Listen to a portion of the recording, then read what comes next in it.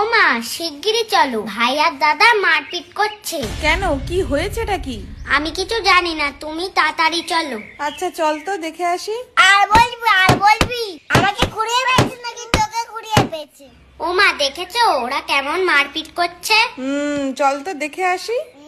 বড় হচ্ছে ফটো দেখতে। আরে আমি সত্যি বলছি, যদি না বিশ্বাস হয় তাহলে মাকে জিজ্ঞেস কর। আবার বলছিস মিথ্যা কথা, তোর মারবো। এই কি হয়েছেটা কি?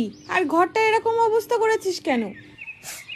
ও মা, দেখো না, দাদা বলছে যে আমাকে কুড়িয়ে নিয়ে এসেছো। ও মা, তাহলে কি সত্যি কুড়িয়ে এনেছো আমাকে? কে বললো তোকে এইসব বাজে কথা? ওই তো রজত দাদা বললো, এর আন্দান দেখতে দেখতে।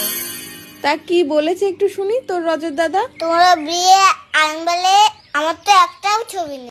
আমি কি তখন ঘুমাচ্ছিলাম? আমি কোথাও ছিলাম? হ্যাঁ? আমার ছবি নেই কেন?